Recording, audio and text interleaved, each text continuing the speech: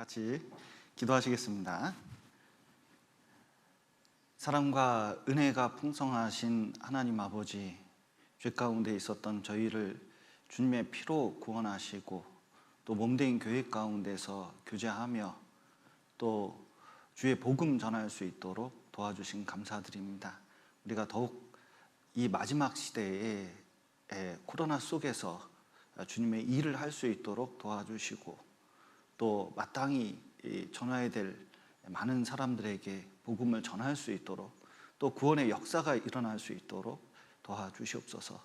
특별히 정옥교회 사랑해 주시고 또 건강을 지켜주시고 또 이 속에서 신앙을 지켜주셔서 우리가 더욱 든든한 믿음으로 성장할 수 있도록 도와주시옵소서. 또 오늘 이렇게 주일 잠시 잠깐 모였습니다. 함께 해주시고 주님의 은혜를 나눌 수 있도록 도와주시옵소서. 오늘 교제의 시종 주님께 맡기며 예수님 이름으로 기도드렸습니다. 아멘.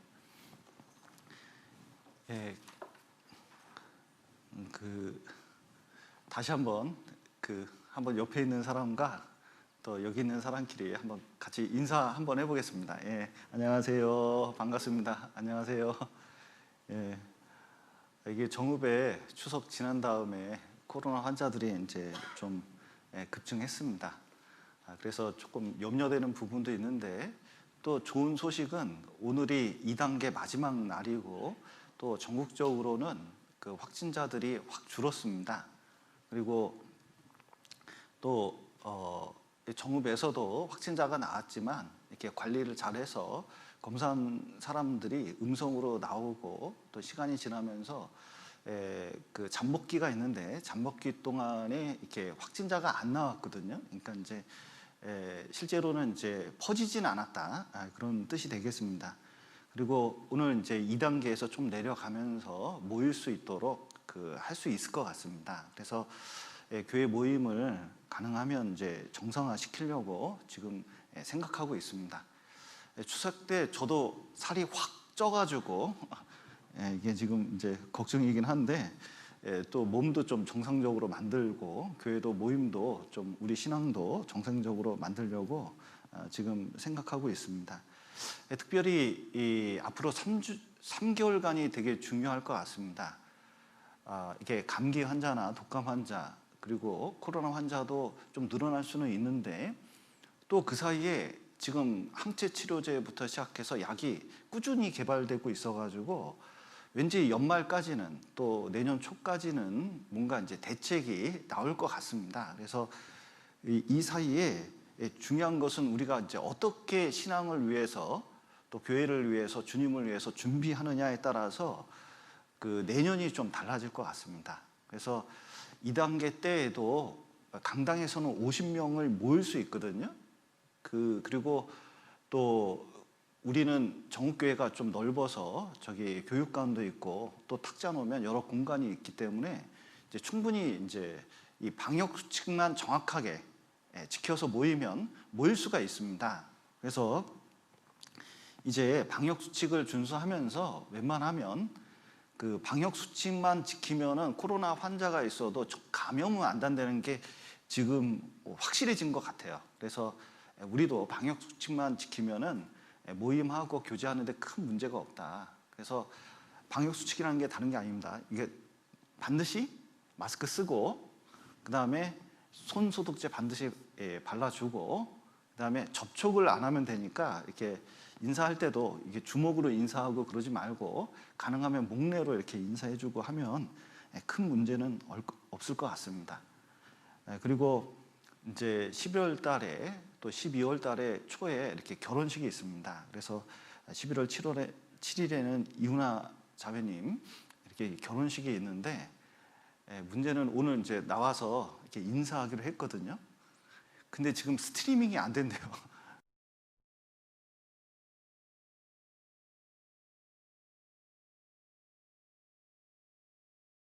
걱정이긴 한데 그래도 녹화를 해서 따로 잘라가지고 정보 공유를 할 테니까 너무 걱정 안 하셔도 됩니다. 그래서 어떻게 해서든 이 코로나 속에서 그 사건은 계속 생기지만 반드시 할 거는 한다. 이훈아 자매님께 11월 7일 날 결혼식 안 할 거냐 이렇게 물어보면 실례거든요. 반드시 할 거거든요. 표정 보니까 그래요. 그래서 근데 우리도 이제 전도 집회가 잡혀 있고 그리고 여러 가지 모임이 있습니다. 근데 그것을 하나님 앞에서 포기할 거냐, 할 거냐, 이것은 되게 중요한 문제거든요. 그래서 준비는 다 하고 또 만약에 사건이 생겨가지고 못하게 되면 우리는 준비했는데 하나님이 허락지 않은 거니까 우리가 하나님 앞에 죄가 되지는 않습니다. 근데 우리가 태만해서 게을러서 준비 못하면 그 사건이 생기더라도 결과는 같을지라도 그것은 하나님 앞에 반드시 문제가 될 수가 있거든요. 앞으로 신앙생활 하는데도 문제가 될 수 있습니다. 그래서 좀 준비하면서 이렇게 이제 모이기 시작할 겁니다. 그래서 이번 주 수요 말씀도 교회당에서 이제 실시를 하려고 합니다. 그리고 토요 교제도 그리고 구역 모임도 화요일 날 있는데 그때는 아무래도 이제 확진자가 조금 있을 수 있기 때문에 반드시 모임은 안 하더라도 말씀은 한다. 이렇게 이제 제가 마음을 먹었습니다. 고생은 전도인이 말씀 준비하면서 좀 할 수가 있거든요. 준비하는 과정이 좀 전도인 자신은 좀 어려울 수 있습니다. 그래도 최선을 다해서 하겠다. 그래서 화요일 날 온라인으로 구역 모임을 할 건데 말씀은 전할 겁니다. 그래서 듣고 싶은 분은 교회당에 오셔도 돼요. 그래서 어떻게 해서든 우리가 할 수 있는 것은 최선을 다해서 하겠다 이렇게 결심을 했습니다. 그리고 추계 수양회가 그 다음 주에 있습니다. 그래서 추계 수양회 때도 지금 구역장님들하고 오늘 끝나고 잠깐 교제를 할 건데 구역별로 이렇게 날짜 정해서 웬만큼 이제 참석하는 게 좋지 않겠나 이렇게 생각이 듭니다. 그래서 지금은 이제 잠시 코로나로 이렇게 침체되어 있는 이 신앙이 이제 3개월 내년 앞두고 조금씩 회복해야 되는 단계에 있다는 것을 우리가 좀 인식하고 그리고 코로나에 대해서 이제 겁먹었던 것도 방역 수칙만 잘 지키면 우리가 능히 이겨낼 수 있다는 것도 증명된 거기 때문에 우리가 이제 많이 익숙해진 만큼 이제 노력하면 되겠다 생각이 듭니다. 그래서 많이 좀 협조해 주시고 또 이렇게 이 속에서 우리가 이제 회복하는 단계로 이제 접어들자 이런 마음으로 참여해 주셨으면 감사하겠습니다. 지난번에 이어서 구원에 관한 오해 31가지를 굳이 하려고 합니다. 그리고 이제 안 하고 책을 읽어봐라 이렇게 얘기할 수도 있는데 이것이 상담을 하면서 굉장히 오랫동안 자꾸 물어보는 것들이에요. 그래서 유튜브에 올려놓고 질문이 있는 사람이나 궁금한 사람은 좀 봐야 되거든요. 그리고 책을 반드시 사서 좀 읽어보면 좋은데 책을 읽으면서 좀 어려워하는 부분이 분명히 있습니다. 그래서 한 김에 마무리 짓는 게 좋겠다 이런 생각이 들어서 이번에 마무리 짓고 다음부터 다시 에베소서로 돌아가서 말씀을 드리겠습니다. 여기 이제 왜 일일이 이 구절을 하냐면 신앙생활 하는 데 있어서 이렇습니다. 히브리서 5장에 있는 말씀처럼 때가 오래됐습니다. 그 때가 오래됐다는 것은 지금 신앙생활 충분히 했거든요. 1, 2년도 아니고 교회가 이제 굉장히 이제 장성해졌습니다. 그러면 너희가 마땅히 선생이 될 터인데 너희가 다시 하나님의 말씀의 초보가 무엇인지 누구에게 가르침을 받아야 할 것이니 젖이나 먹고 단단한 식물을 못 먹을 자가 되었도다. 이제 어느 정도 됐으면 단단한 식물, 자 아이들은 호두 이렇게 주면 호두 이거 제대로 못 먹습니다. 깰 힘이 없거든요. 근데 어른은 호두를 딱 깨서 열면 거기 있는 견과류를 먹을 수 있지 않겠습니까? 그럼 그 맛을 느낄 수 있거든요. 근데 성경 말씀도 이게 부드러운 말씀이 있습니다. 그리고 딱딱한 말씀이 있어요. 그러니까 교리적인 건 좀 딱딱해요. 어렵고 머리를 많이 써야 됩니다. 이거 공부하는 것 같아요. 외워야 될 것도 있습니다. 심지어. 근데 부드러운 말씀이 있거든요. 사랑 뭐 이런 거 있잖아요. 사랑이니 그다음에 뭐 온유니 겸손이니 이런 말씀은 좀 부드러운 말씀에 속합니다. 누구나 공감할 수 있고 느낄 수 있거든요. 근데 대부분 사랑, 겸손, 온유 이런 말씀하면 좋아해요. 대부분 좋아합니다.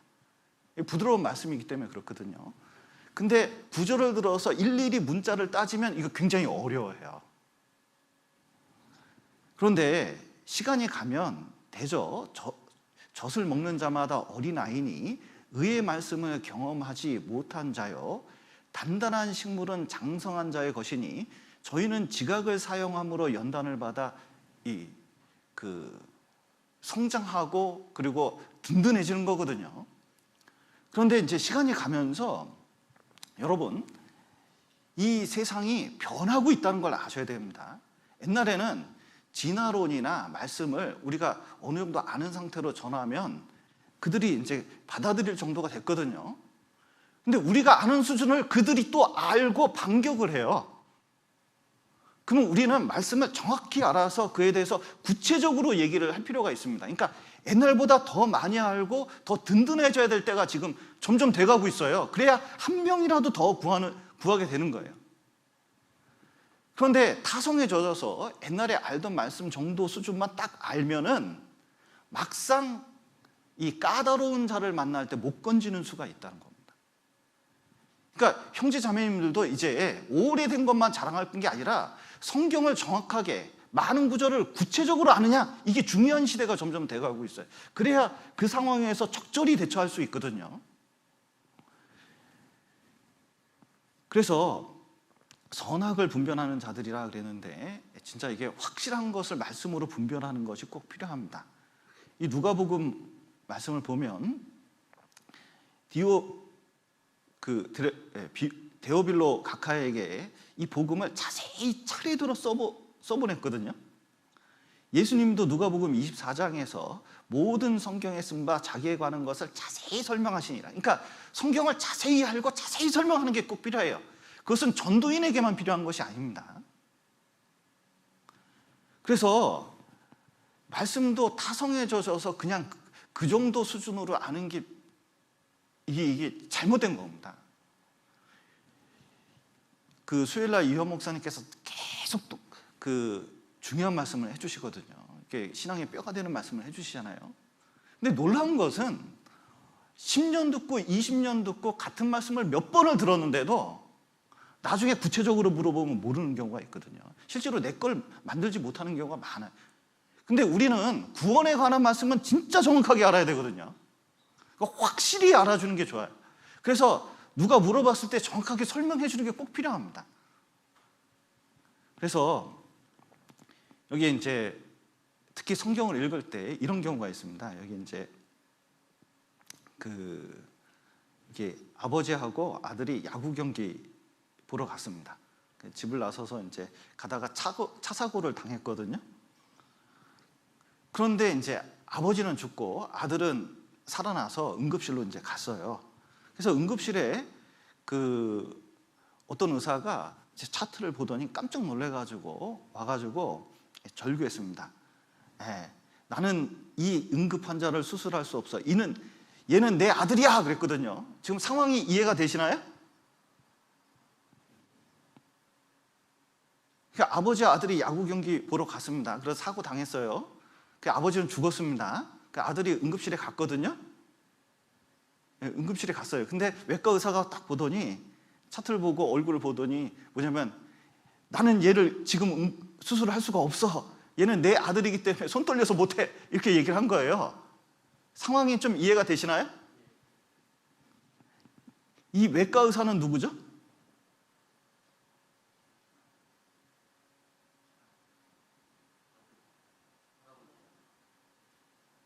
외과 의사가 누구죠?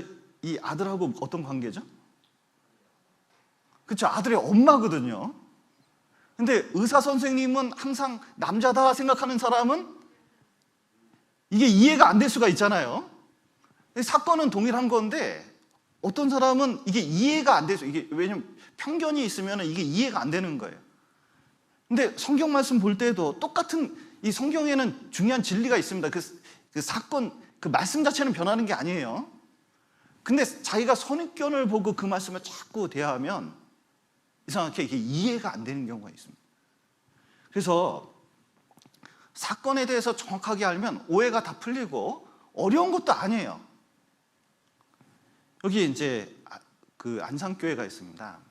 제가 이제 오남교회에 있을 때 수양회가 이제 학예 수양회가 공주 수양관에서 있었는데 그 장례식이 아침에 새벽에 있었습니다. 5시에. 그래서 이제 새벽 5시에 구리 병원에 가가지고 한양대 병원에서 이 장례식을 쫙 치렀거든요. 그리고 이제 안산교회 설교기 때문에 제가 이제 준비를 하고 그 다시 옷 갈아입고 양복 그 수양회 가야 되니까 안산교회에서 가야 되잖아요. 이거 출발하는 그때였거든요. 그러니까 또 옷을 갈아입고 짐 싸가지고 또 수양회 가면 우리 교회 아이들이 오니까 그 아이들 그 좋아하는 종이 접어주려고 큰 종이 이제 돌돌 말아서 이렇게 이제 안산교회로 출발했습니다. 그래서 설교하고 안산교회 차 타고 공주수양관 가려고 이제 가는데 안산교회를 이제 초행길이다 보니까 길을 이렇게 가는데 그 이제 새벽은 아니죠. 아침 7시쯤 좀 이른 시간에 7시 반쯤 됐나요? 이렇게 이른 시간에 이 주변에 탁 내렸더니 안산교회가 약간 외졌더라고요. 생각보다 외졌더라고요. 버스 내려서 길 찾는데 조금 그 물어볼 사람도 없고 사람이 아침에 주일 아침에는 그 없더라고요. 근데 딱 보니까 어떤 여자분, 중년 여자분이 이렇게 이제 지나가는 게 보였습니다. 보니까 성경책이 있어요. 이 근처에서 성경책 끼고 가실 분은 우리 자매님들밖에 없을 거라는 생각을 가지고 저분 쫓아가야겠다. 그래서 이제 쫓아갔습니다. 쫓아가는데 그 자매님께 점점 다가갈수록 이 자매님은 발걸음을 더 빨리 가는 거예요, 앞으로.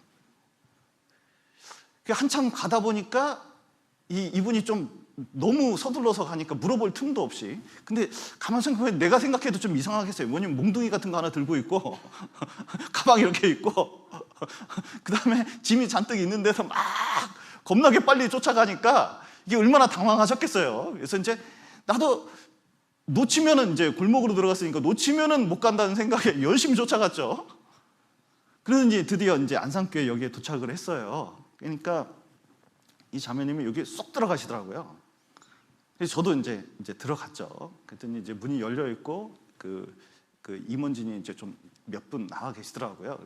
그랬더니 저도 쏙 들어가서 이렇게 이제 얼굴 봤더니 이분이 이제 안심이 됐나 봐요. 사람도 있고 교회당에 딱 들어오니까 안심이 되니까 저를 보더니 왜 자꾸 쫓아와요? 그러더라고요. 누구세요? 그러는 거예요. 제가 안산교회 요번 주 강사입니다. 그랬더니 아 목사님이세요? 이렇게 표정이 부드럽게 변해진 걸 본 적이 있습니다. 근데 이게 오해하면 상황이 급박해지잖아요. 그리고 어려워지는 경우가 있습니다. 성경 말씀을 실제 누군가, 실제 이 말씀이 무슨 뜻인가 이런 것을 정확하게 좀 알 필요가 있습니다. 그래서 오늘 24번부터 31번까지 할 차례인데 좀 자세히 배우도록 하겠습니다. 특히 중요한 말씀들이 있는데 여기 요한일서 5장 16절에서 17절 말씀을 또 많이 물어보시는 구절이거든요. 누구든지 형제가 사망에 이르지 아니한 죄를 범하는 것을 보거든 구하라. 그러면 사망에 이르지 아니하는 범죄자를 위하여 저에게 생명을 주시리라. 사망에 이르는 죄가 있으니 이에 대하여 나는 구하지 않노라. 모든 불의가 죄로 돼 사망에 이르지 아니하는 죄도 있도다. 자, 모든 죄는 사망에 이르는 겁니다. 자, 죄의 싹은 사망이잖아요. 그러니까 죄를 지면 그 지옥 형벌을 받을 수밖에 없어요. 그런데 예수님이 죽고 부활하셨습니다. 그리고 우리가 구원을 받았거든요. 그러면 우리는 사망에 이를까요? 사망에 이르지 않을까요? 우리는 사망에 이르지 않습니다. 지옥 형벌을 받는 건 아니에요. 그런데 여기 사망에 이르지 않은 죄, 사망에 이르는 죄가 있다는 것은 이게 이제 이렇습니다. 여기 아담 안에 있냐? 아담 안에는 다 사망이 있거든요. 그리고 그리스도 안에 있냐? 그러면 여기에는 생명이 있습니다. 생명이. 구원 안 받은 사람은 아담 안에 있는 거고 구원받은 사람은 그리스도 안에 있거든요. 근데 육신이 있기 때문에 둘 다 죄를 짓습니다. 이렇게 죄. 둘 다 이렇게 죄를 짓습니다. 그러면 죄를 지었기 때문에 결국 결과가 어떻게 되죠? 사망에 이르러요. 그런데 우리는 구원받아서 그리스도 안에 있으면, 자, 죄를 짓더라도 죄를 지라는 뜻이 아니죠. 그러니까 혹여 죄를 짓더라도 생명에 이를까요? 실족할까요? 네, 생명에 이르게 되어 있습니다. 왜냐하면 이 모든 죄값을 그리스도께서 다 처리했기 때문에 그런 거거든요. 그러니까 이 죄는 사망에 이르지 않는 죄예요. 그러면 사망에 이르는 죄는 무슨 죄겠어요? 믿지 않는 죄죠. 믿지 않는 죄입니다. 특히 여기 이 요한일서에 쓴 이 배경을 좀 알 필요가 있습니다. 이게 좀 어려운데, 이 교회 내에, 교회가 오래되다 보니까 교회 내에 영지주의자들이 왔습니다. 영지버섯은 아닙니다. 그 영지주의자로, 이게 그노시스에서 뭘 깨달아야 된다, 지식을 들어와야 된다, 이런 헬라 철학이 들어와가지고 이게 접목을 시켰어요. 우리도 여기 이 성경이 있는데 토속 종교인 불교나 유교하고 이렇게 접목을 시킬 가능성이 있거든요. 그때 당시에는 헬라 문화이기 때문에 이게 헬라 철학하고 이게 접목을 시키는 사람들이 나타난 거예요. 그런데 헬라 철학의 핵심은 이겁니다. 뭐냐면 영은, 지식은, 이 신은 순수하다고 생각을 해요. 아주 최고의 신은 순수하다고 생각합니다. 그런데 이 육신, 이 육신은, 이 세계는, 물질은 악하다고 생각하는 거예요. 그러면 그리스도는 신인데 그 영이, 자 보세요, 이 육신에 들어올 수 있을까요, 없을까요? 이게 너무 악하기 때문에 들어올 수 없다고 생각을 하는 거예요. 그러니까 들어올 수 없으니까, 그러면 예수님이 이 땅에 나타나서 십자가에 죽은 사건은 그 뭐냐? 그것은 구약 성경의 현현으로 나타나는 때가 있는데, 그건 진짜 이런 사람의 육체가 아니라 그렇게 보인 거다, 이렇게 주장을 하는 겁니다. 근데 그게 교회 안에서 먹혀들었어요. 왜냐하면 십자가를 부인하는 것도 아닌 것 같고, 그리고 뭔가 더 깨달아야 될 것 같고. 자, 성경 말씀은 더 깨달아야 됩니까? 깨닫지 말아야 됩니까? 이게 참 그 용어가, 이게 기독교 안에 용어가 참 희한한데, 깨닫는다, 자, 깨달음 이렇게 얘기하면, 자, 깨달음 하면 불교 용어입니까? 기독교 용어입니까? 아니면 일반 용어입니까? 깨달음, 그러니까 이게 불교라고 생각하는 분 혹시 계셔요? 이게 깨달음은 그냥 일반 용어거든요. 불교에서도 쓰고 기독교에서도 쓰고 여러 그 학문에서도 쓰는 거예요. 이게 깨달아야 된다는 말은 다 쓰는 거잖아요. 근데 성경을 가르치면서 깨닫는다는 단어만 쓰면 무슨 이단인 것처럼 생각하는 사람들이 있어요. 성경에 깨닫는다는 말씀이 얼마나 많은데, 성경 말씀은 깨달아야 되는 거거든요. 왜냐하면 못 깨달으면 실천을 할 수가 없기 때문에 그런 거예요. 그런데 사람들이 어떤 용어만 쓰면 오해하는 경우가 종종 있는데, 성경의 어떤 말씀이나 지식들은 깨달을 필요가 있습니다. 분명히 깨달을 필요가 있어요. 그런데 그런 용어가 자꾸 겹치니까 이게 이상한 사상이 이제 나타나기 시작하는 겁니다. 그래서 그 지난번 시간에도 말씀드린 것처럼, 자, 이 육체는 악하니까 이 영적 활동하는데 이 육신이 자꾸 방해를 놓는다는 거예요. 특히 고린도 전서에 보면 뭐냐면 희한한 논리를 세웁니다. 이게 악한데 이게 방해가 되지 않냐? 그러면 배라는 게 왜 있냐? 배. 이 배라는 게 왜 있냐면, 이 배가 고프면 먹어야지. 그러니까 식물을 위해서 있는 거 아니냐? 그러니까 먹는 것을 위해서 있는 거 아니냐? 그러니까 먹어줘야 채워지고 그래야 활동을 하는 거 아니냐? 그러면 사람이 성적 욕구가 있다. 육신이 있기 때문에 성적 욕구가 있다. 그러면 어떻게 되느냐? 그놈을 채워야 활동을 할 수 있는 거 아니냐? 그러면 자유로워지는 거다. 그런 거로 뭐냐면 이 육체는 욕구를 충족시켜줘야 활동을 하는 거니까 이 사람들이 간음도 하고 도덕적으로 타락한 생활을 한다는 거예요. 그런데 고린도전서 6장의 결론은 뭐예요? 자, 배는 식물을 위해서 있습니까? 이게 말이 너무 어려워지나요? 자, 배. 여기 식물이 있습니다. 자, 식물이 있어요. 자, 먹을 것 말하는 거예요. 자, 배가 있고 식물이 있습니다. 다 이거 왜 있어요? 이거 하나님 위해서 있다는 거예요. 그러니까 이 몸도 하나님을 위해서 있는 건데 이 몸 자체가 악한 게 아니다. 육신, 죄라는 게 악한 것이지 몸 자체가 나쁜 게 아니에요. 여러분, 몸 관리해야 됩니까? 몸 관리 안 해야 됩니까? 이놈의 썩을 몸, 이놈의 육신.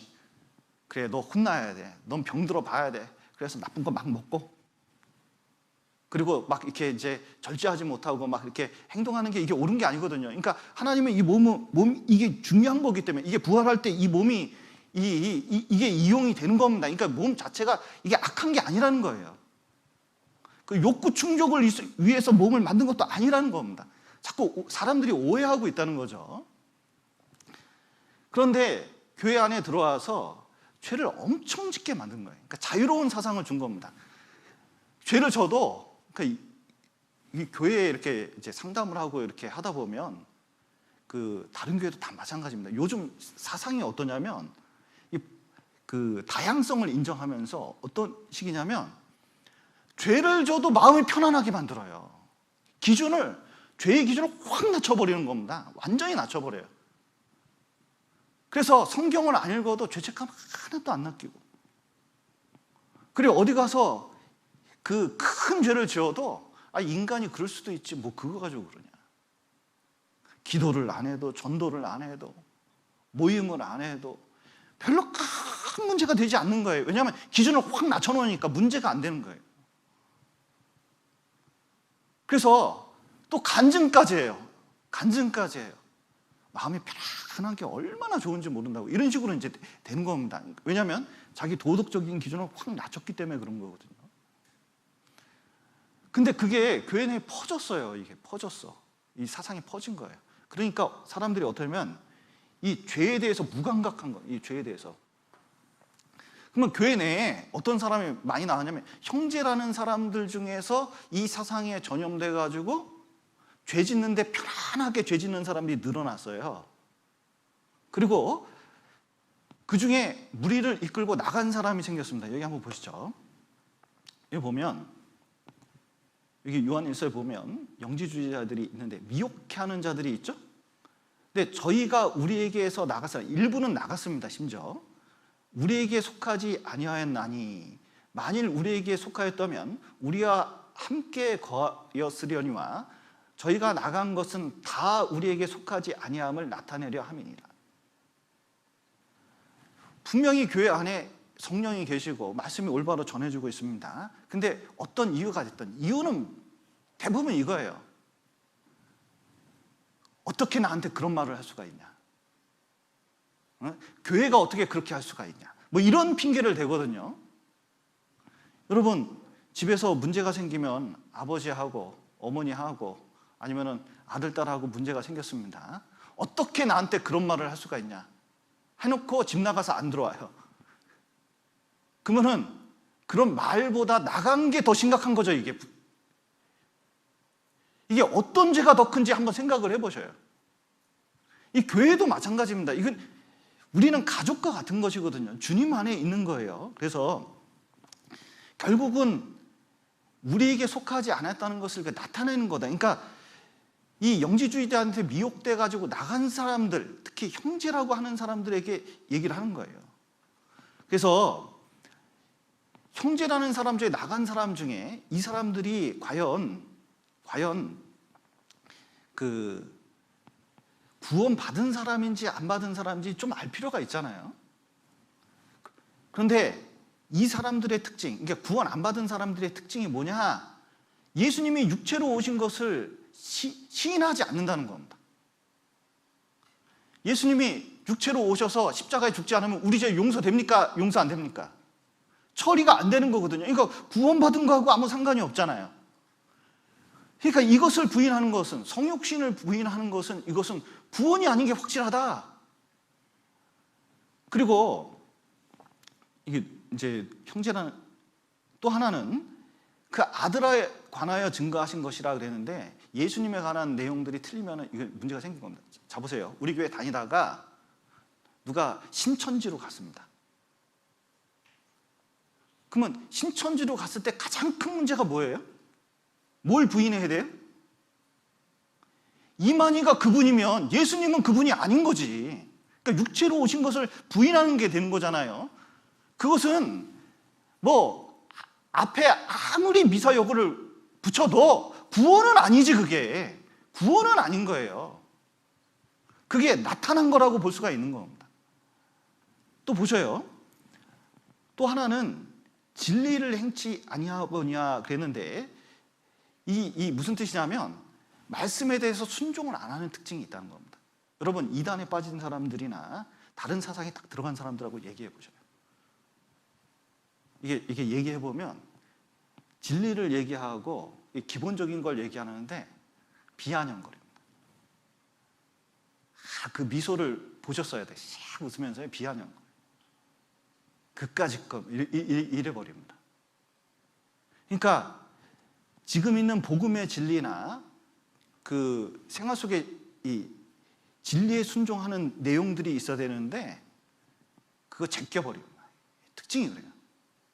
그리고 기본적으로 우리가 형제를 사랑함으로 사망에서 옮겨 생명으로 들어간 줄 알거니와 사랑치 아니하는 자는 사망에 거하느니라. 이게 무슨 뜻이냐면, 요한일서의 형제라는 것은 교회라고 생각하면 이해가 쉬워요. 자 보세요. 이게 이단 사상이 딱 들어오면요, 기본적으로 교회를 싫어하는 말을 합니다. 여러분 보십시오. 우리는 구원받아서 교회를 이뤘습니까? 교회를 이루지 않았습니까? 우린 교회거든요. 그런데 막 정읍교회라고 말도 안 해요. 그것들은 그래요. 그리고 자꾸 이게 비아냥거리는 말투를 이제 적용을 하는데 입에 담기도 싫어요. 그게 무슨 뜻이냐? 그 자체가 구원받은 형제들을 무시한다는 것은 복음 자체를 무시한 걸 수 있거든요. 교제가 안 된다는 것은 다른 마음을 먹은 게 틀림없잖아요. 야, 교회를 사랑하지 않고 구원받은 사람을 사랑하지 않는다? 십자가로 대속받은 사람을 기본적으로 그렇게 비아냥거린다? 구원받은 사람일 리가 없다. 그래서 교회를 사랑하느냐 사랑하지 않느냐 이게 결정판이에요. 그리고 소망이 있다면 자기를 깨끗하게 하거든요. 거룩하게 하게 하는 특징이 있다는 겁니다. 거듭난 영은 깨끗한 영이에요. 죄하고 이렇게 엮일 수가 없는 겁니다. 그러니까 죄가 들어오면 문제가 돼야지. 근데 문제가 하나도 안 돼. 아주 자유로워. 죄에 대해서. 심지어 이건 뭐 이방인이 봐도 이게 심한 죄를 져요. 그러면요, 이게 구원이냐 물어보는 거예요. 이게 구원이냐. 그래서 요한 1서에서 물어보고 있는 겁니다. 형제를 사랑하냐? 사귐이 있냐? 그 다음에 진리에 순종하냐? 그리고 형제자매를 사랑하느냐? 그리고 진짜 순종할 마음이 있냐? 이거 보고 형제자매를 판단하는 거거든요. 말로 구원받았다 이게 아니라 결과를 보고 하는 거예요. 그래서 그러면 이제 보니까 여기 이제 다시 보시면 이 말씀을 적용해 보면 불신자들은 적용하면 사망에 이르는 죄가 죄 지면 사망에 이르게 돼 있죠. 그리고 구원받은 사람도 구원받았다 하면서 저렇게 미혹돼서 죄를 함부로 짓고 하나님도 무시한 채 막 살아간다. 그리고 권고를 해도 듣지 않는다. 말씀을 전해도 듣지 않는다. 결국 사울과 같이 육신이 사망하는 일이 생기는 겁니다. 그래서 요한 1서에서는 이게 두 가지 관점에서 이렇게 말씀을 하고 있다는 것을 좀 봐야 돼요. 그래서 불신자에게도 적용할 수 있고 성도에도 적용할 수 있다는 것을 좀 알 필요가 있습니다. 그래서 여기 보시면 구약 성경에서도 사울을 이미 버렸거든요. 사무엘이 계속 구해요. 사울을 위해서 막 슬퍼하면서 막 이렇게 기도합니다. 근데 16장에 가서는 이미 다윗 세웠다. 사울은 끝났다. 아무리 해도 안 된다. 이게 무슨 뜻이냐면 사울을 위해서 하나님은 노력하실까요? 노력 안 하실까요? 자, 신앙 회복할 수 있도록 사울을 위해서 하나님이 노력하실까요? 노력 안 하실까요? 노력 엄청 하시죠.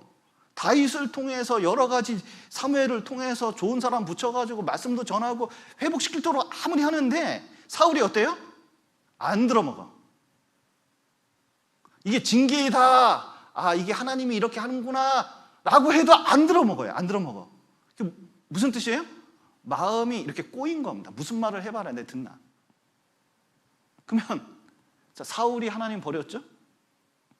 그럼 하나님도 그 사람 버리는 거예요. 그러니까 근데 그 이상 해봐도 안 될 사람인 걸 안 거예요. 그러니까 이제 더 이상은 안 된다는 거. 그래서 여기 엘리의 집도 마찬가지입니다. 내가 엘리의 집에 대하여 맹세하기를 엘리의 집의 죄악은 재물이나 예물로나 영영이 속함을 얻지 못하리라 하였노라. 이제 너무 선을 넘었기 때문에 자기 마음판이 안 변하는 거예요. 말씀으로도 교제로도 어떤 수단을 써도 안 변하는 상태가 됐다는 겁니다. 그러면은 그 상태에서 사는 거예요. 죽을 때까지. 하나님은 미래를 다 아시잖아요. 어떤 수를 써도 안 되는 사람이 있다는 걸 알아야 됩니다. 그러면 어떤 수를 써도 안 되는 사람은 그냥 버릴 수밖에 없어요. 다른 사람 대체해서 쓸 수밖에 없는 거거든요. 그 어린 사무엘을 쓰지 않았습니까? 그래서 여기 보시면 그 사망에 이르는 죄가 있으니 이에 대하여 나는 구하지 않노라. 이게 무슨 뜻이냐면 교회 내에서도 죄를 짓고 더 이상 회복 불능한 상태에 간 사람이 있어요. 아무리 구해도 이게 안 되는 사람이 있거든요. 그거 너무 구할 필요 없다는 거예요.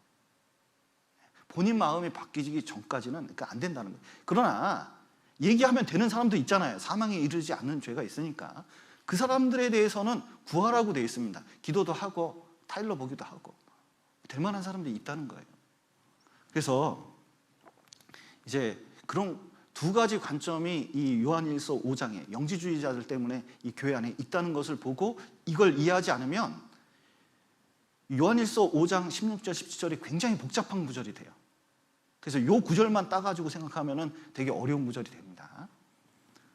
또 하나는 그 고린도전서 3장 12절에서 15절에 관한 오해가 있습니다. 이게 이제 말씀을 읽어보면 이게 3장 12절부터 읽어보겠습니다. 만일 누구든지 금이나 은이나 보석이나 나무나 풀이나 집으로 이 터 위에 세우면 각각 공력이 나타날 터인데 그날이 공력을 밝히리니 이는 불로 나타내고 그 불이 각 사람의 공력이 어떠한 것을 시험할 것임이니라. 만일 누구든지 그 위에 세운 공력이 그대로 있으면 상을 받고 누구든지 공력이 불타면 해를 받으리니 그러나 자기는 구원을 얻되 불 가운데서 얻은 것 같으리라. 자, 여기 이제 사람들이 우리는 너무 평범하게 읽는 구절이기 때문에 여기서 구원을 이룰 수 있다고? 생각이 안 날 정도로 우리가 일상 속에서 쓰는 구절이거든요. 그런데 사람들이 얼마나 교묘한지 보십시오. 자, 불 가운데서 얻는 구원이 있습니까? 없습니까? 부끄러운 구원이 있습니까? 없습니까? 자, 구원을 받았는데 하나님 앞에서 천국에 가서 좀 이렇게 부끄러움을 느낄 수 있을까요? 없을까요? 이걸 없다고 생각하는 거예요. 그러면 앞에 구절이 뭐냐? 여기다 금이나 은이나 보석, 이게 뭐냐면 구원받은 사람.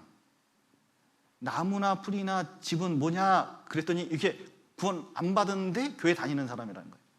근데 각각 공력이 나타나는데 불로 확 지나가면 요 나무나 풀이나 집은 구원 받았다고 생각해도 잃어버리는 사람이고, 여기 금이나 은이나 보석은 이게 남는 사람인데, 요 공력이라는 게 뭐냐면 바울이나 그 베드로, 아볼로 같은 사람이 세운 그 터 위에 그 자기 그 사역자들, 그러니까 이제 전도자들이 말한 그 자기가 한 일들을 나타낸다고 생각을 하는 거예요. 그러니까 그 공력, 사역자들의 공력이 없어지는 것을 얘기한다, 뭐 이렇게 얘기하면서 이 말씀을 뒤죽박죽을 만들어 놓는 경우가 있거든요. 그런데 여기서 중요한 게 이겁니다. 그 불이 누구요? 각 사람, 구원받은 사람. 고린도 전서는 기본적으로 하나님의 교회에게 하는 말씀이거든요. 그러니까 구원받은 각 사람에게 말씀을 하고 있다는 것을 깨닫지 못하면은 누구든지 그랬잖아요. 이게 말씀이 오해가 된다는 거예요. 그러니까 구원도 부끄러운 구원이 있다는 걸 알아야 된다는 거예요. 여기 보십시오. 3장 10절에 보면 내게 주신 하나님 은혜를 따라 내가 지혜로운 건축자와 같이 터를 닦아두매 다른 이가 그 위에 세우나 그러나 각각 어떻게 그 위에 세우기를 조심할지니라. 여기 베드로, 아볼로, 바울 등등 말씀 전하는 자가 좀 있습니다. 자, 보십시오. 전도자가 교회 이 밑에는 예수님이 있고 그 위에 사역자들이 있는 거거든요. 그 위에 교회가 세워져 가는 겁니다. 말씀 위에 이 교회가 세워져 가거든요. 그러니까 바울 사도도 말씀 전할 때 어떻게 하면 지혜로운 건축자처럼 자기가 말씀할 때 잘 계획을 세워가지고 교회를 위해서, 고린도 교회를 위해서 얼마나 열심히 했는지 몰라요. 왜냐면 가장 오랜 기간 이 3년 반 동안 고린도에 있었고 이 고린도 교회, 문제 있는 교회를 세우기 위해서 얼마나 노력을 했습니까? 말씀을 전했어요. 근데 중요한 것은 말씀을 그렇게 전해도 자기 신앙 세우는 사람, 자기 신앙은 누가 책임져야 돼요? 그 좋은 말씀 들어도 그것을 바탕으로 자기가 신앙을 잘 건축하지 않으면 그거 아무것도 아니잖아요. 정읍교회도 이렇게 쭉 한번 우리 그 담임하신 목사님들 쭉 썼습니다. 우리 김동 목사님, 신보임 목사님, 박종건 목사님, 김종천 목사님, 저 이렇게 이제 있는데 말씀을 각자 깨드는 대로 이렇게 말씀을 전할 거 아닙니까? 그러면 신앙이 다 똑같은 게 아니에요. 어떤 사람은 그 말씀을 바탕으로 자기가 잘 세워나갈 수 있거든요. 어떤 사람은 아무리 좋은 말씀을 전하여도 자기가 신앙을 부술 수가 있는 거예요. 그러면 그 결과에 대한 책임은 누가 지냐? 하나님 앞에서 자기가 져야지. 자기가 짓는 거예요. 누구 목사님 때문에 내가 이렇게 됐잖아. 그 말이 통할까요? 안 통할까요? 그건 다른 형제 자매님이나 이렇게 들어줄 수 있는 얘기지 하나님은 그렇게 들으시지 않습니다. 나의 공력, 내가 한 일, 그리고 하나님 앞에 신앙은 주님 오시는 날 결정되는 거예요. 그래서 공력이 싹 지나갈 텐데, 그 불이 확 지나갈 텐데, 이 공력이라는 건 뭐냐면은 내 한 일에 대해서 이제 보세요. 지금 울산 화재가 있었잖아요. 확 지나갔습니다. 그랬더니 그 집이 꽤 비싼 집이더라고요. 3억에서 5억 정도 된다 그러네요. 근데 이제 보험금 얘기 나오고 그 집값 뭐 문제가 쭉 나와서 한번 좀 읽어봤는데 손해를 엄청 봤어요. 화재가 하나 나가지고. 근데 하나님 앞에 나타나는 날이 있는데 나는 그 목사하고 이 정도 신앙이 됐다. 그러니까 이제 상을 이 정도 받겠지. 이렇게 생각했는데 하나님이 실제 관측을 해보니까 확 지나가 보니까 실제 하나님 앞에 가치 있는 것들은 몇 개 없다. 이렇게 될 수가 있는 거잖아요. 근데 어떤 사람은 자기는 부끄럽게 생각하고 아무것도 아니다 생각했는데 어느 날 봤더니 거기에 하나님 보시기엔 귀한 게 있는 경우가 있을 수 있거든요. 중요한 것은 공력이 나타나는 날이 있다는 겁니다. 여기 보셔요. 돼지 삼형제 이야기 좀 아시죠? 어떤 집은 집으로 짓고 어떤 집은 나무로 짓고 어떤 집은 시간을 많이 들여서 벽돌로 짓습니다. 늑대가 와가지고 훅훅 불었더니 지푸라기 집은 훅 불었더니 쓰러지고 나무 집은 어떻게 했어요?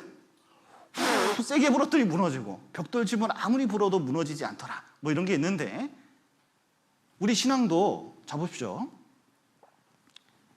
지푸라기로 짓고 특히 나무로 질 때 나무 집은 멋있어 보이거든요. 괜찮아 보여요. 그런데 사람들한테는 그렇게 보일지 모릅니다. 그러니까 직분도 갖고 있고 그리고 열심도 보이고 하는데 하나님은 진짜 마음까지 살피는 분이잖아요. 진정으로 그랬냐? 이거 물어볼 거지 않습니까?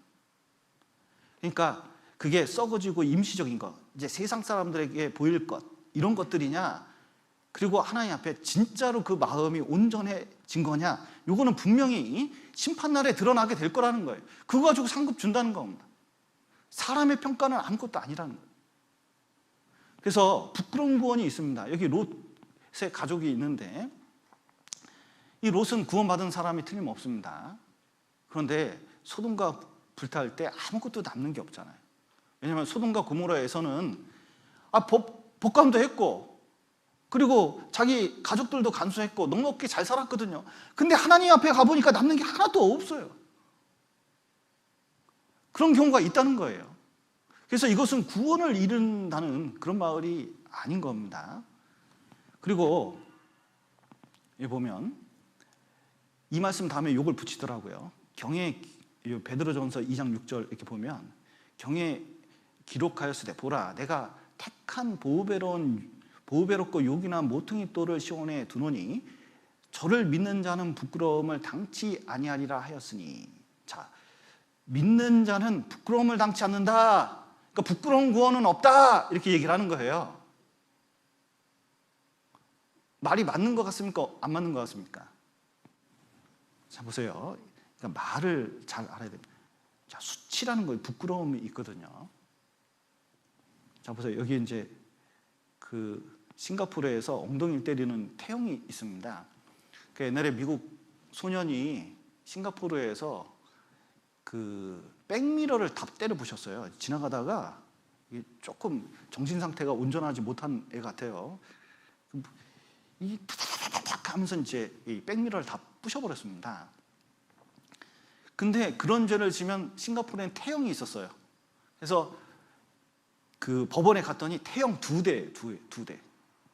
근데 싱가포르에서 태형 2대가 이게 엄청 큰 거랍니다. 왜냐하면 싱가포르에서는 태형을 어떻게 하냐면 그 죄수복을 입힌 다음에 십자가에서 45도로 눕힌대요.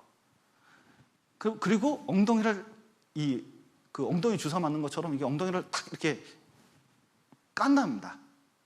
그리고 6m 뒤에 선을 딱 그어놓고 전직 역도 선수나 체조 좀 레슬링 선수 뭐 이런 사람들한테 이 채찍 하나 같은 거, 이거 막대기를 하나 주고 그 뒤에서 막 달려와서 6m 전에서 벌쩍 뛰어가지고 엉덩이를 한 대 탁 때린대요. 그러면 이 공포감이 너무 무서워가지고 이게 대부분 한 대 맞고 기절한대요. 그러면 옆에 있는 의사가 와가지고 이제 싹 연고 바르고 이 기절을 응급실에 이제 데려가서 이제 깨운답니다. 그리고 낫기를 기다린대요. 그다음에 다 나으면 다시 고개 해가지고 한 대 똑 때린다는 거예요. 근데 이게 너무 공포스럽기 때문에 싱가포르에서는 범죄율이 확 떨어졌다는 거예요. 이 태형 때문에. 그런데 이 미국 소년이기 때문에 미국 대통령이 싱가포르 총리한테 편지를 보낼 정도 이게 유명한 사건이었어요. 근데 이게 드러나니까 얼마나 수치스럽습니까? 집안에 누구 범죄자가 있다. 가족 중에 누가 범죄자가 있다. 자기의 수치스러운 과거가 있다. 이거 밝혀내기 어렵지 않겠습니까? 말하기 되게 어렵지 않겠습니까? 근데 죄 짓고 지옥에 간다. 이게 보통 수치스러운 게 아니잖아요. 그러니까 그런데 구원받은 사람은 지옥 가는 수치, 이 형벌의 수치, 이 수치는 받지 않아요. 이 부끄러움은 없어요. 여기 보셔요. 다니엘서 12장 2절에 보면 땅의 티끌 가운데서 자는 자 중에 많이 깨어 영생을 얻은 자도 있겠고 수욕을 받아서 무궁히 부끄러움을 입을 자도 있을 것이며, 여기 수욕을 받아서 무궁히 부끄러움을 받을 자, 이거 지옥 간다는 뜻입니까? 지옥 안 간다는 뜻입니까? 지옥 간다는 뜻입니다. 영원히 부끄러움 당할 때, 이게 지옥 가는 형벌 받는 것 자체가 얼마나 수치스러운 건지 몰라요. 지옥 가는 게 엄청 수치스러운 겁니다. 고통만 생각하는데 이 부끄러움도 극도로 된 상태가 지옥이라는 걸 아셔야 돼요. 너무 후회스러운 곳이죠. 그런데 구원받은 사람은 그런 부끄러움을 당하지는 않습니다. 그런데 자 보셔요. 이게 누구든지 이 음란하고 죄 많은 세대에 나와 내 말을 부끄러워하면 인자도 아버지 영광으로 거룩한 천사들과 함께 올 때에 그 사람을 부끄러워하리라. 이상하게 전도를 잘 못하면, 내가 그리스도인이라는 것을 이렇게 부끄러워한다면 분명히 그런 부끄러움이 있다는 거예요. 그리고 그의 강림하실 때 우리로 담대함을 얻어 그 앞에 부끄럽지 않게 하려 함이라 이렇게 말씀하셨는데, 이제 이것은 죄의 형벌에 대한 부끄러움이 아닙니다. 어떤 부끄러움이냐? 내가 이제 구원받았으니까 하나님께서 이제 청지기로서 많이 맡기거든요. 구원받으면 당장 뭘 받았어요? 이제 구원을 받으면 이제 뭐부터 생각이 들어요? 복음의 청지기니까 가족들 전도해야 될 거 아니에요. 그런 마음이 생기는 게 정상이잖아요. 그리고 이제 신앙생활 하다 보니까 교회에 대해서 또 하나님 말씀에 대해서 내가 이 책임감이 얼마나 무거운지 이게 점점 깨달아야 되거든요. 그런데 그걸 다 버려버린 거예요. 힘들다고 생각해서 아무것도 안 하는 거죠. 그러면 하나님 앞에서요, 남는 게 없잖아요. 남는 게 없잖아요. 그런 부끄러움을 말하는 겁니다. 지옥 간다는 게 아니라 부끄럽다는 거예요. 그래서 하나님 앞에서 부끄럽지 않게 생활하는 게 중요하겠습니다. 이게 고린도전서 5장 5절에 관한 말씀도 이제 앞뒤 문맥을 읽어보면 너무 분명한데, 이제 이런 것만 따가지고 뭐냐면은 이렇게 미혹하려는 사람들이 있어요. 이런 자를 사단에게 내주었으니 이는 육신은 멸하고 영은 주 예수의 날에 구원을 얻게 하려 함이라. 자, 사단에 내어준다고 하지 않았냐? 자, 보십시오. 여기 이런 자가 누구냐 그러면 세상의 교회 내에서 이런 일이 있었습니다. 음행이 있었는데 이 음행은 이방인 중에도 없는 거예요. 뭐냐면 누가 아비의 아내가 누굴까요? 자기 엄마를 말하는 뜻은 아니겠죠? 그럼 어머니라고 썼을 텐데, 그러니까 아버지가 첩이나 누가 있었을 거예요. 그때 당시에는. 근데 그걸 취한 거죠. 압살롬처럼. 이게 이방인 중에도 없는 일이 있어가지고 소문이 다녀요. 저 교회에 누구 다녀. 이게 보통 문제가 아니거든요. 이게 전도는 이제 완전히 막히게 된 상태처럼 된 거예요. 그러니까 왜는 모르겠는데, 아니 구원받은 사람 교회 안에서 그 죄를 판단할 힘이 없냐 교회가. 중요한 건 죄를 저지른 사람도 문제인데 그거를 가만 놔두는 사람도 문제라는 겁니다. 교회도 문제라는 거예요. 그러니까 외인들은 하나님이 판단하시려니와 이 악한 사람들은 너희 중에 내어놓으라. 반드시 이것은 교회 내에서 문제가 되기 때문에 이것은 죄는 이거 도려내야 된다 말씀을 하시는 거거든요. 그런데 중요한 것은 이 사람이 이제 내어 쫓으면 어디로 가요? 세상으로 나가잖아요. 그러니까 세상에 나가면 세상은 이 사단이 다스리는 곳이거든요. 그러니까 이제 뭐냐면 사단에게 그래서 내어주는 거예요. 그러니까 구원이 없어지는 건 아니에요. 자, 보세요. 그런데 이 사람이 돌이켰어요. 뭐냐면 근심을 크게 했나 봐요. 너무 많은 근심에 잠길까 두려워하노라 그랬는데, 여기 보면 이 사람이 이 바울의 편지를 받고, 아이고, 내 지금 하나님 앞에 얼마나 부끄러운가, 이 교회 앞에 얼마나 부끄러운가, 이게 진짜 잘못된 거구나. 자기 양심이 있으니까, 구원받은 양심이 있겠죠. 돌이켰습니다. 그러니까 그 태도를 보이니까 저를 용서하고 위로하라고 다시 말씀해 줬습니다. 그러니까 돌이키니까, 자, 이 사람이 이렇게 큰 죄를 져도 돌이키니까 어떻게 됐어요? 교회에 들어올 수 있었어요. 이거 구원 안 받은 사람이 아닙니다. 구원 받은 사람이. 그러니까 구원을 잃어버릴 수가 없습니다. 그래서 여기 보면 또 우리가 아는 것은 우리는 하나님께 속하고 온 세상은 악한 자에게 처한 것이며 그랬는데, 우리는 이 두 경계 사이에 있거든요. 이 두 경계 사이에 있습니다. 그런데 교회 안에서 내쫓기면 세상에서 사단하고 짝짝꿍 되는 거예요. 자, 보셔요. 구원받은 사람이 너무 머리 쓰는 것도 좋지가 않더라고요. 그러니까 신앙을 포기하면서 세상 사람들을 어울려가지고 돈을 한번 큰 이게 챙기려고 하는 사람도 있을 수 있잖아요. 그리고 구원받은 사람이, 자 보셔요. 좀 머리 좋습니까? 안 좋습니까? 자, 돈 벌려고 하면 머리, 내가 괜찮은 사람입니까? 안 괜찮은 사람입니까? 한번 주식으로 벌어봐요? 아니면 어디 투자해가지고 한번 그냥 세상에서 한바탕 딱 해볼 그런 생각이 좀 있으십니까? 그 생각이 싹 은연중 들어오면요, 이제 신앙이 별거 아닌 것처럼 딱 되는 거예요. 그러면서 이제 서서히 이제 세상 쪽으로 발을 담그기 시작하더니 결국 교회에 있는 발을 딱 띄게 되면 세상에 딱 들어가는 겁니다. 그러면 누가 친구냐면 자기도 머리가 있다고 생각하니까 이제 이 사단하고 세상하고 짝짝꿍 하면서 이렇게 하는데, 여러분, 이 마귀가 아주 교묘한 자거든요. 맨 처음에 친근하게 보일지 몰라도 이거 이길 수 있을까요? 못 이길까요? 이길 수가 없어요. 이게 이길 수가 없습니다. 결국 낯쓰고 버리는 거거든요. 이게 밟히기만 할 뿐이거든요. 교회 나중에 돌아보면 교회 안에 있는 게 큰 지혜라는 거 이게 깨닫게 되는 거예요. 그래서 이것은 구원받은 사람이 구원을 잃어버릴 수 있다 이런 뜻이 아니라, 사단에게 내어줬던 세상 밖으로 쫓아낼 때 이 세상하고 짝짝꿍 돼서 결국은 심판을 당할 수 있다는 거, 육신도 심판당할 수 있습니다. 이걸 말씀하고 있는 거예요. 그래서 구원받은 사람도 가룟 유다는 구원을 안 받았기 때문에 이럴 수 있지만, 구원받은 사람도 육신을 잃어버릴 수 있다는 거, 이걸 기억할 필요가 있습니다. 그리고 고린도전서 6장 8절에서 11절을 관해서, 이 고린도전서 배워보면 이런 얘기를 안 할 건데 이 사람은 이런 구절만 보이는 거예요. 자, 여기 보면 요거에 대한 오해가 있습니다. 너희는 불의를 행하고 속이는구나. 저는 너희 형제로다. 불의한 자가 하나님 나라를 유업으로 받지 못할 줄을 알지 못하느냐.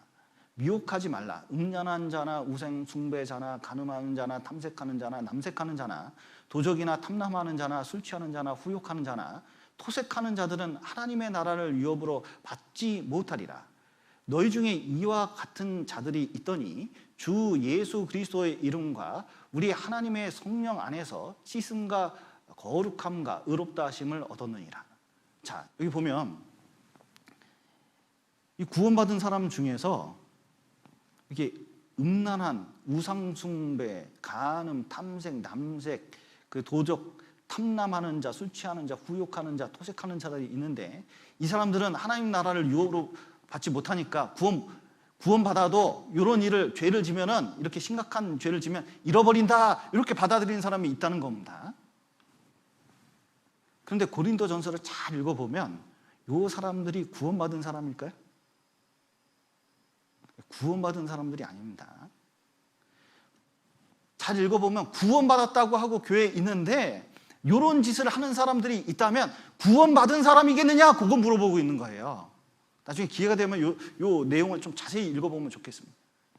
구원받은 사람이 아니다, 이거 지속적으로 이런 사람들이 구원받은 사람이 아니다, 이런 사람들은 하나님의 나라를 유업으로 받지 못한다, 그런 뜻이에요. 애초에 구원이 아니라는 겁니다. 자, 보십시오. 혹이 가로되 너는 믿음이 있고 나는 행함이 있으니 행함이 없는 내 믿음을 내게 보이라.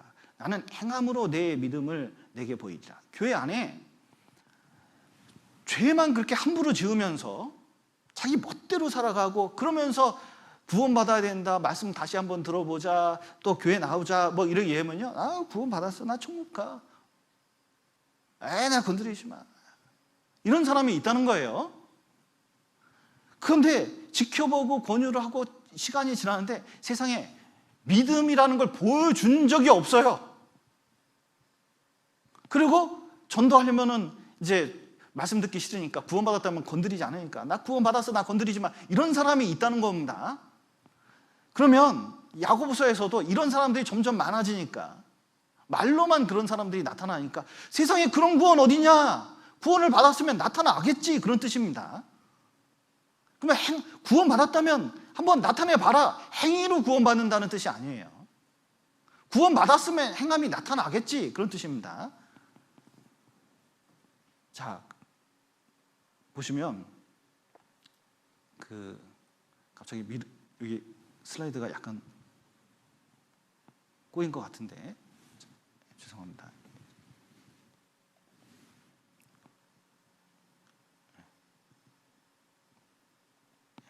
나중에 한번 다시 다루죠. 여기 한번 보시면 또 고린도전서 9장 27절에 대해서 잠깐 말씀드리면, 내가 내 몸을 쳐 복종케 함은 내가 남에게 전파한 후에 자기가 도리어 버림이 될까 두려워함이로라, 이렇게 말씀하셨는데, 자, 자기도 도리어 버림이 된다고 바울 사도가 말씀하지 않았냐, 이렇게 이제 물어보는 겁니다. 근데 영어 성경을 자세히 읽어보면 버림이 된다는 게 disqualified 이렇게 되어 있거든요. 이게 무슨 뜻이냐면 실격의 뜻입니다. 실격. 자, 벤 존슨이 옛날에 9초 79로 세계 신기록으로 우리 서울 올림픽 때 88 올림픽 때 그 우승을 해가지고 이 톱 기사로 나타났습니다. 그런데 며칠 지난 다음에 벤 존슨이 약물 투약했다고 나와가지고 실격, 그 뒤에 있는 칼 루이스가 금메달 딴 기억이 있습니다. 요거 좀 기억나셔요? 기억나는 분은 저희 세대, 안 나는 분은 저쪽 세대, 이렇게 됩니다. 이게 되게 유명한 사건이거든요. 실격을 한 거예요. 선수로서 자격이 없는 거예요. 구원받아도 그 자격을 실격하면 안 되잖아요. 지금 손흥민 선수가 굉장히 이제 유명해져가지고 사람들이 이제 축구를 많이 봅니다. 근데 이제 그 축구 경기하면서 이제 내용을 좀 살펴봤더니 나는 축구 경기에 선수들이 그렇게 나오고 싶어 하는지 몰랐어요. 그러니까 명단에 있냐 없냐에 따라서 이 축구 선수들한테는 그냥 우리는 그냥 운동 경기 들어가냐 나가냐 이 정도라고 생각했는데 자기 운명이 걸려 있더라고요. 이게 나가냐 안 나가냐에 따라서. 이 나가는 게 엄청 중요한 거더라고요. 이게 특히 선발로 나가는 게 이렇게 중요한지 몰랐어요. 이 기사를 읽어보면서 이제 좀 알게 됐거든요. 그런데 자격이 미달될까 봐 이게 이제 안타까운 모습이 있습니다. 구원받아도 자기가 직분이 있잖아요. 목사로서 직분이 있고, 사도로서 직분이 있고, 구역장으로서, 뭐 조장으로서 이 봉사 직분이 있습니다. 그런데 죄를 지면, 문제가 생기면 그 자격을 잃어버리면은 이게 회복하는데 이게 시간이 걸리는 거거든요. 그거 잃어버릴까 봐 걱정한다, 그런 뜻입니다. 그래서 자기는 어떻게 하냐? 늘 복종케 한다는 거예요. 연습을 한다는 겁니다.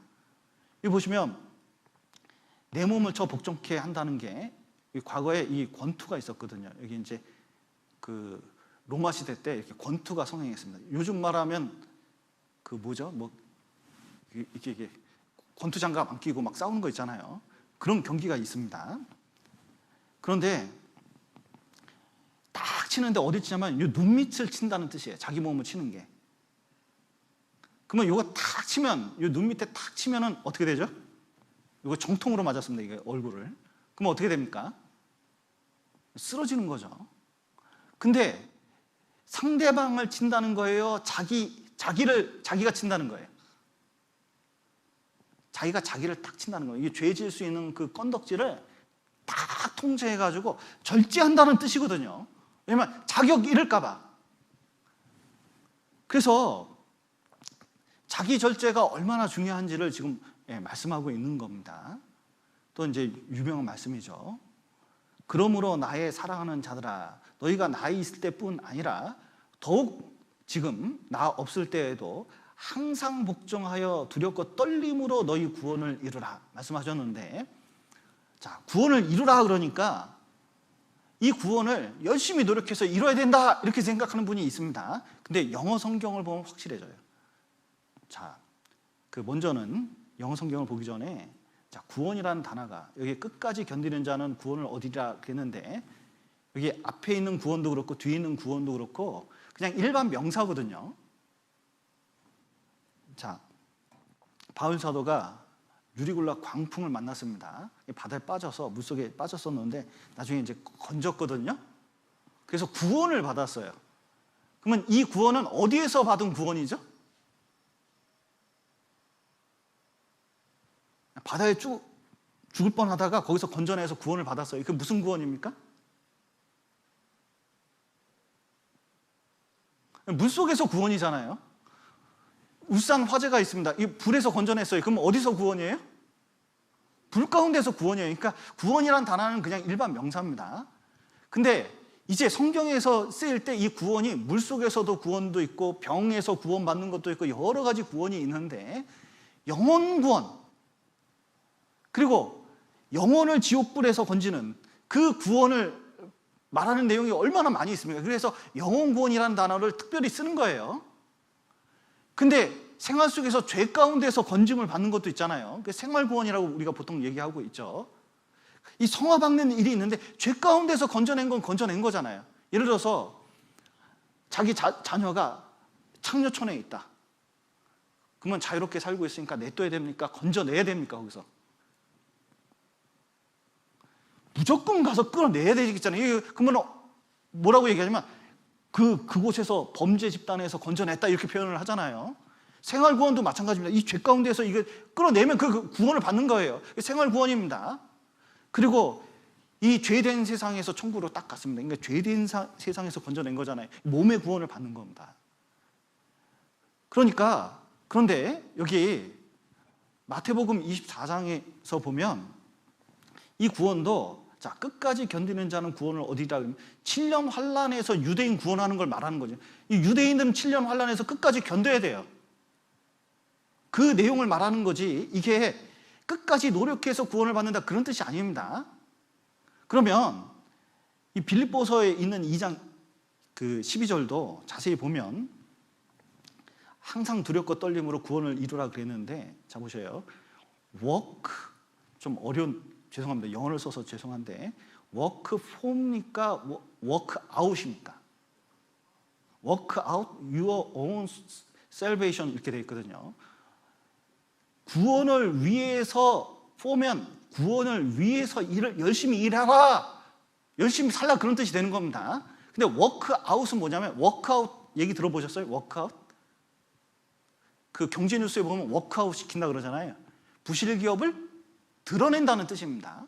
그러니까 work out your own salvation 이렇게 된 것은 뭐냐면, 구원을 받았다면 그게 드러나도록 해라. 확실히 구원을 받았으면 이제 열심히 살겠지 그런 뜻이에요. 이거 보세요. 아까 그 야고보서 말씀하고 비슷합니다. 여기 이 여자 표정 보셔요. 이거 지금 여자 표정 보셔요. 지금 이 안에 뭐 들어왔을까요? 이거 눈 반짝반짝 거리는 거 안 보이시나 이거? 자, 요 안에 뭐 들어왔을까요? 이거. 네, 이거 남자에 대한 호감이나 사랑이 딱 들어왔습니다. 그러면요, 참 이 여자들 표정이 달라져요. 이게 딱 보면 입꼬리가 일단 올라가요. 이렇게. 그리고 호감을 보여요. 이렇게. 그리고 이제 말을 많이 하기 시작합니다. 근데 미팅을 나갔는데 별로 관심이 없어요. 눈꼬리 내려가요. 입꼬리 내려가요. 손 내려가요. 고개를 돌려요. 자, 그러면은 이 마음 안에 뭐가 있어요? 관심 없다 그런 뜻이 되겠잖아요. 그런데 사랑이 딱 들어오면, 자 보세요. 어떤 형제나 자매가 누구에 대한 사랑이 딱 들어왔습니다. 그럼 말이나 행동이 변하게 돼 있거든요. 맞습니까? 과거를 회상해 보면 내 아내가, 내 형제가, 저기 남편이 옛날에 연애 시절에 연애할 때는 그래도 자기 보면 뭐 좀 달라지겠죠. 그 사랑이라는 게 들어오면 달라지겠죠. 도대체 이게 아이고 죄송합니다. 그런데 구원을 받으면 구원이라는 게 들어왔습니다. 구원이라는 게 들어왔어요. 그러면은 아무런 변화가 없다. 그게 말이 되냐? 집에 전기가 들어오면 생활이 변할 거고, 전기도 피고 전기 때문에 많은 생활 도구가 달라질 건데, 아니 구원이 들어왔는데 변하지 않는다? 그런 게 어디 있냐? 구원이 들어왔다면 그것을 가지고 이제 열심히 사는 게 필요하다. 드러나겠지. 그러니까 그 드러난 거 이루라 그런 뜻이에요. 그래서 이 구원을 이루라는 것은 제가 항상 기억나는 게 그거예요. 옛날에 2002년도에 월드컵 축구 하는 걸 봤거든요. 저는 이제 본 경기를 못 보고 항상 제방을 볼 수밖에 없었습니다. 상담원이라고 볼 시간이 없었어요. 근데 이제 끝나고 보니까 10시에 들어가서 제방하는 걸 보는데요. 야, 한국 축구 선수들 맨 처음에 입장하는 걸 내가 봤어요. 딱 봤는데 입장할 때 두렵고 떨림으로 등장하더라고요. 왜냐면 지면 안 돼. 한국에서 하는데 지면 안 된다. 이 눈빛이나 이 표정이 얼마나 결연한지 내 머릿속에 딱 박혀 있다니까요. 그러면은 축구 선수로서 자격을 잃어버린다든지 포기한다든지 아니면 실패한다든지 그런 뜻이 아니잖아요. 내가 열심히 한번 살아보겠다 그런 뜻이잖아요. 구원을 이루라 이런 뜻도 뭐냐면 내가 이거 하나님이 주신 이 귀한 이 구원 이거 이 세상 주님 만날 때까지 살아야 되는데 이거 실패할까 봐 이거 제대로 살지 못할까 봐 그거 내가 걱정하면서 이거 두렵고 떨림으로 이거 한번 제대로 살아보겠다 그런 마음을 뜻하는 거예요. 그래서 구원을 잃어버린다, 잘 못하면 구원을 잃어버린다 그런 뜻이 아닙니다. 여기 이렇게 살면 안 돼요. 인디안이 산에 갔다가 독수리 어미를 딱 죽였습니다. 알이 이렇게 이제 있었는데 그걸 가져다가 이 닭 우리에 넣었더니 닭이 품었어요. 그랬더니 어느 날 병아리들하고 이 독수리도 깨어났습니다. 그런데 시간이 지날수록 이 독수리가요 등치가 엄청 커지는 거예요. 점점 나중에 보면 어미닭보다 더 커져요. 근데 먹는 거 되게 많은데 이 병아리들이 놀렸습니다. 이 돼지라고 너무 잘 먹는데 뒤뚱뒤뚱거리고 지나갈 때 툭툭 걸려 넘어지기만 하고 이 먹보라고 뚱뚱이라고 맨날 놀림을 받았거든요. 근데 문제는 뭐냐면 이렇게 성장해도 이 독수리가 참 희한하더만요. 이게 나는 거 교육 안 시키면 못 난대요. 덩치가 커가지고. 이게 어느 날 다 커가지고 있는데 독수리가 한 마리 쫙 공중에 나니까 독수리다 그러면서 이 닭부터 병아리까지 다 숨었어요. 얘도 그냥 뻘뻘 뛰어가면서 이제 숨었거든요. 물었답니다. 이 병아리한테 물었대요. 제가 누군데 저렇게 이렇게 덜덜 떠냐, 이렇게 숨냐, 이렇게 물었더니 저분은 하늘 나는 새의 왕 독수리님이다. 잘못하면 죽을 수도 있어. 이렇게 하면서 아 그래? 그러면서 숨었다는 유명한 얘기가 있거든요. 구원받은 사람들이 이 안에 이 구원이 있고 성령이 있고 하나님 말씀이 있고 그리스도인으로 살아갈 수 있는데 이게 못 사는 거는 이거 잘못된 거라는 거예요. 분명히 그 힘을 가지고 살아가면 얼마든지 힘있게 살아갈 수 있다는 걸 보여주고 있는 겁니다. 그래서 홍해바다는 하나님이 갈라놓고 지나가게 하셨는데 자 이제 요단강 건널 때는 어떻게 했냐면 먼저 발을 담그고 그때 요단강이 갈라지고 제사장이 건넌 것처럼 구원받은 이후에는 우리가 하나하나 개척하면서 가는 게 맞아요. 그러니까 적극적으로 할 필요가 있다는 겁니다. 그래서 우리가 구원의 3단계에 대해서 이제 배우는데 이것은 생활 구원에 관한 말씀이라는 게 너무 분명합니다. 또 디모데전서 이제 마지막 31번이네요. 디모데전서 6장 11절에서 12절에 관한 말씀인데 오직 너 하나님의 사람아 이것을 피하고 의와 경건과 믿음과 사랑과 인내와 온유를 쫓으며 믿음의 선한 싸움을 싸우라. 영생을 취하라. 이를 위하여 내가 부르심을 입었고 많은 증인 앞에서 선한 증거를 증거하였도다 말씀하셨는데 영생을 취하라 되어 있지 않냐? 자, 하나님의 사람한테 영생을 취하라고 믿음의 선한 싸움을 싸우라. 싸우지 않고 이런 일을 행하지 않으면 영생을 취할 수 없으니까 잃어버리지 않냐? 이렇게 이제 주장하는 사람이 있다는 겁니다. 근데 이 영생을 취하라는 것은 이런 말씀입니다. 자, 보세요. 사는 게 사람마다 다 똑같은 게 아니에요. 자, 지금 인생을 살아도 삶의 질이라는 게 있는 거거든요. 자, 보세요. 내가 이 하나만 빠져도 손가락이 잘려도 몸이 한번 아프면요 삶의 질이 확 떨어지잖아요. 이 코로나 시대에 코로나가 있으니까요 우리가 하고 싶은 걸 못하면서 살잖아요. 그러니까 삶의 질이 과거보다는 확 떨어진 겁니다. 살긴 사는데 반드시 질이 있다는 거예요. 천국에 가서도 그냥 천국만 가면 좋은 게 아니라는 겁니다. 천국에 갔더니 내 친구가 대부분 주변에 있는 사람들이 대마, 롯 뭐 이런 사람들이에요. 그러면요, 마음이 좋겠습니까? 싫겠습니까? 내 인생을 사는데 맨 내 주변에 문제 있는 사람만 잔뜩 있어요. 나도 그 비슷한 사람이요. 그러면 삶이 좋겠습니까? 안 좋겠습니까? 내 주변에 있는 사람들이 다 신앙이 괜찮은 사람이고 교제가 잘 되고 그 안에 진짜 그 사랑이 넘칠 뿐만 아니라 교제가 잘 되는 사람이 주변에 있으면요, 이게 신앙생활의 질도 틀려지는 거거든요. 영생이라는 거 천국에 가서도요, 이게 천국에 가서 영원한 삶이 질이 틀릴 수 있어요. 해와 같은 사람이 있고 다리 같은 사람이 있고 별 같은 사람이 있는 거거든요. 어떤 사람은 금은달 같은 사람도 있을 수 있잖아요. 그래서 영생을 취하라는 것은 이 세상에서 나중에 천국 가면 완전히 달라진 삶이 있을 수 있기 때문에, 박지성이나 손흥민이나 또 누구 있어요? 김연아, 이 세상에서 그 경기 전에 얼마나 열심히 노력했습니까? 그리고 메달을 따고 그 다음에 삶의 질이 완전히 달라졌잖아요. 우리도 이 세상에서 열심히 노력하면서 악정고투를 합니다. 그러면 그의 대가로 나중에 천국 가면 삶의 질이 틀려지는 거예요. 영생이라는 게 질이 틀려지는 겁니다. 그러니까 그걸 취할 필요가 있잖아요. 그러니까 이 세상에서 신앙을 위해서 열심히 살아라, 그런 뜻이 되는 거예요. 그래서 구원받은 사람이 열심히 안 살면 영생을 잃어버릴 수도 있다, 그런 뜻이 아닌 겁니다. 그래서 성경을 31가지나 일일이 다 살펴보았는데,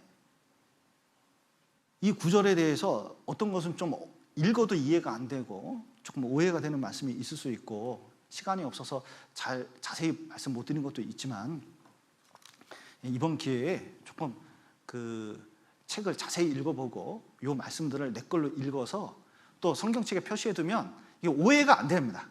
괜히 이런 거에서 미혹받아가지고 착각해서 삼천포 교회는 그거 안 좋아하던데, 그러니까 이게 딴 데로 빠지면 안 돼요. 그래서 정확하게 알고 신앙이 좀 든든해졌으면 좋겠습니다. 잠깐 기도하시겠습니다. 사랑과 은혜가 풍성하신 하나님 아버지, 죄 가운데 있었던 저희를 주님의 피로 구원하시고 또 주님의 몸된 교회 가운데서 교제케 하신 감사드립니다. 코로나 속에서 이렇게 모일 수 있고 교제할 수 있도록 도와주신 감사드립니다. 해외에 있는 많은 선교사님들과 형제자매님들 고통 중에 있습니다. 더욱 함께해 주시고 또 우리에게 하루빨리 치료약과 또 해결할 수 있는 백신을 주셔서 이것들이 해결되고 또 우리가 담대히 복음을 전하고 또 기쁜 마음으로 교제하며 또 주님을 전할 수 있도록 도와주시옵소서. 오늘 귀한 시간 허락하신 감사드리며 예수님 이름으로 기도드렸습니다. 아멘.